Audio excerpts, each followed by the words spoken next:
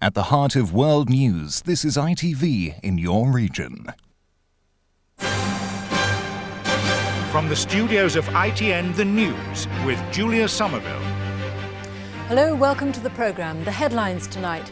Mandelson tells the Standards watchdog, "I've done nothing wrong." More details of the damage inflicted on Saddam during Operation Desert Fox. And high drama in the skies as China grants Branson a last-minute reprieve. The Trade and Industry Secretary, Peter Mandelson, has spent the day fighting for his reputation. He's been explaining why he secretly borrowed money from the Paymaster General Geoffrey Robinson to buy a house. Tonight, Mr Mandelson wrote to the Parliamentary Standards watchdog saying he didn't believe the controversial loan needed to be declared. Downing Street again said Mr Mandelson had the full support of the Prime Minister, but the Conservatives say the whole affair stinks. Here's our political editor, Michael Branson. Early this morning, and Peter Mandelson leaves his fashionable and expensive home in the smart part of Notting Hill in West London. Yet when he bought it 2 years ago, he was earning just over $40,000 a year, an MP's salary. And it was only the huge secret loan from Geoffrey Robinson, then also an MP, now also a minister, that made the deal possible. Mr Robinson is staying silent, Mr Mandelson is not. When mud is thrown in my direction, as it has been over this today, I wipe that mud off. I'm not going to allow it to stick, because in my ministerial duties, I play by the book. To reinforce that, Mr Mandelson's written to the Commons Watchdog Committee on Sleaze tonight, explaining that because the loan was not a gift or gained by his being an MP, but only by being a friend, he did not register it, though he's now offering to do so. Congratulations, Mr Mandelson. But that apart, the Tories claim that when Mr Mandelson became Trade Secretary, the rules say that he should have voluntarily disclosed the loan, rather than simply agreeing later on to have nothing to do with investigating Geoffrey Robinson. Mr Mandelson disagrees, but the Tory chairman's view is blunt. But I have to say, quite frankly, I believe it stinks. It stinks because of the nature of the loan and the fact that it was kept secret and we don't know the terms of it. It stinks because it does raise questions relating to conflict of interest, and it stinks because it is part of the culture of cronyism, which is so much the hallmark of this government.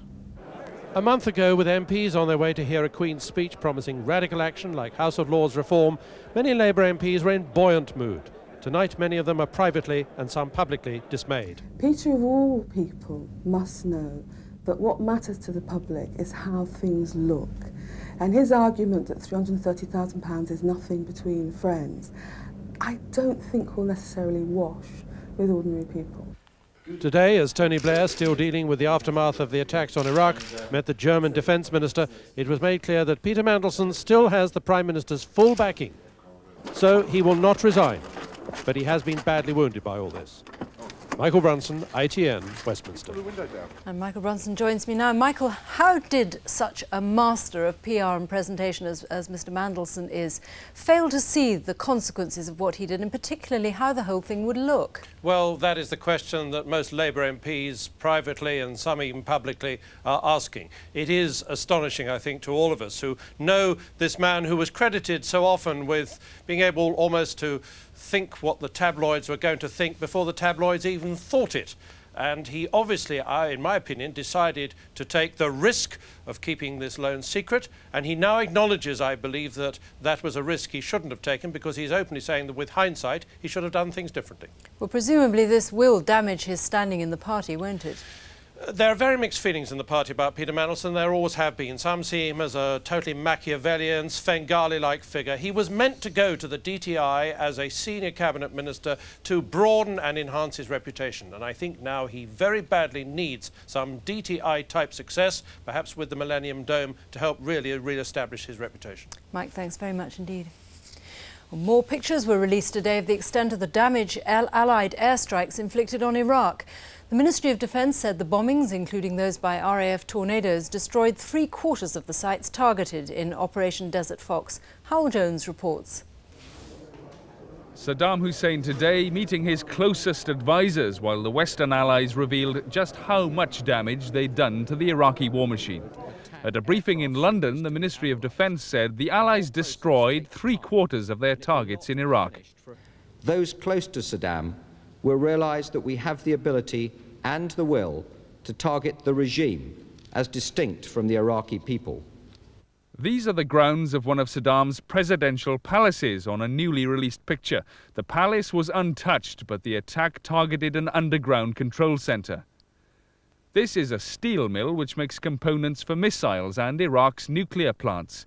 Officials say repairing the bomb damage will take some time, delaying Iraq's weapons program.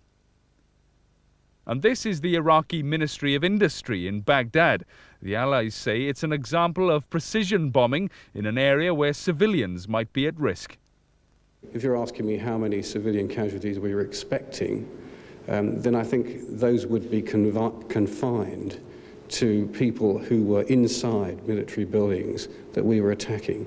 What's clear from briefing after briefing here is that officials have not made and will not make any assessment of the number of civilian casualties in Operation Desert Fox.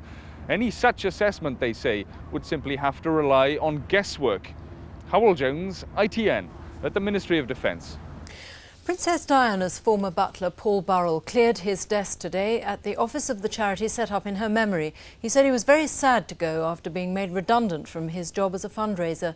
Nicholas Owen reports. Paul Burrell arriving this morning for the last day in a job he desperately wanted to keep, a link with his days with Princess Diana, as here visiting Angolan landmine victims with her. He was more than a mere butler, she called him my rock. At high-profile events for the Princess's Memorial Fund, Mr. Burrell's status as her most loyal servant gave him a key role as the best-known fundraiser. Ladies and gentlemen, the Princess of Wales was a genuine, giving person. Today, though, outside the London office of the fund, there were all the signs of a desk that had been cleared. The fund doesn't need to raise money actively now, so, as the fund's chief executive Andrew Purkis said in a statement, it is with sorrow and disappointment that I feel I have no other alternative but to issue Paul with a month's notice on the grounds that his job is now redundant. His departure amid emotional farewells comes after revelations that two trustees, including Princess Diana's sister Lady Sarah McCorquodale, used £12,000 of fund money to fly Concorde for a meeting in New York. Mr. Burrell didn't have much to say.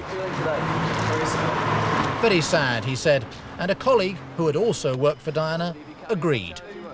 I just think it's tragic that he's now no longer with her. And will you continue working for the fund? I think that's debatable. Paul Burrell, who joined the Prince and Princess of Wales' staff in 1988, drove off to spend Christmas with his family in Cheshire. Nicholas Owen, ITN. The European Central Bank has tonight confirmed that its key interest rate will be 3% for those countries joining the single currency when it starts next year. After a meeting in Frankfurt, the bank's president Wim Duisenberg said he expected it to be the rate for the foreseeable future. The actor William Murray, who stars in the ITV police drama The Bill, was today cleared of attacking two heroin addicts he thought were supplying drugs to his 14-year-old daughter. Afterwards, he said his family had been through a nightmare. Shuli Ghosh reports.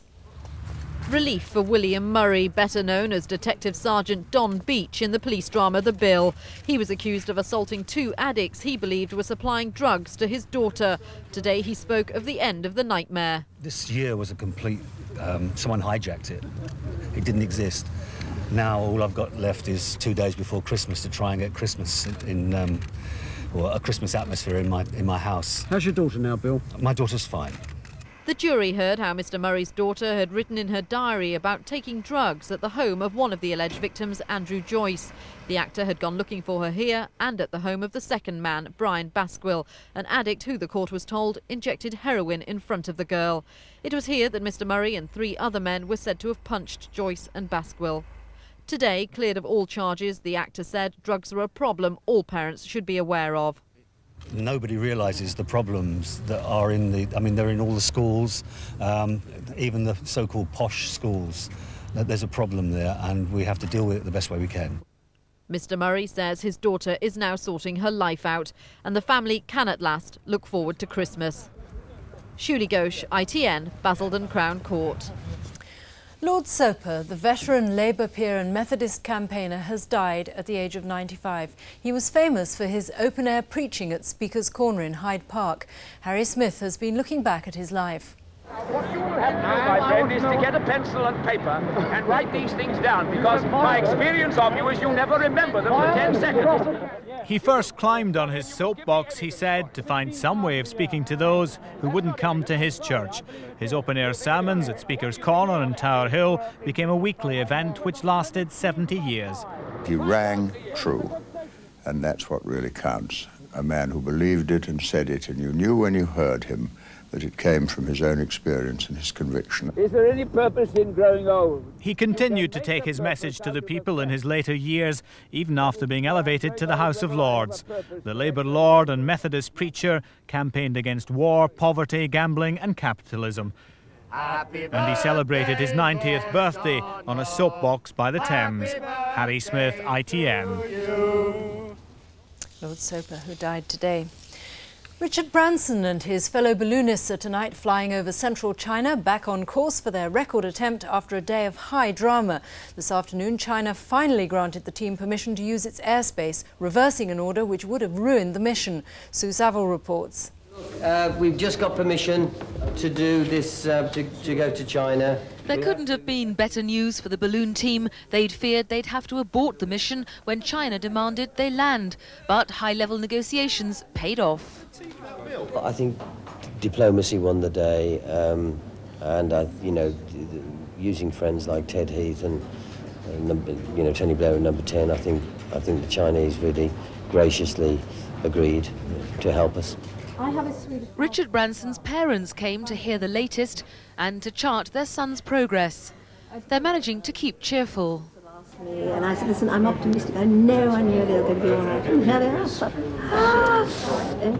China has requested that the balloon leave its airspace as soon as possible. The balloon has picked up speed again and is now heading eastwards across China at nearly 70 miles an hour. If it can reach the jet stream soon, the team hope they might yet catch up on their day behind schedule. Despite the problems, including concerns about fuel, Richard Branson has been in good spirits, as ITN's pictures from the capsule have shown. By tomorrow, the team expect the balloon to leave the Chinese coast and head over the Pacific towards America. Sue Saville, ITN, at Project Headquarters. A high note on which to end from all of us here at ITN. Good night.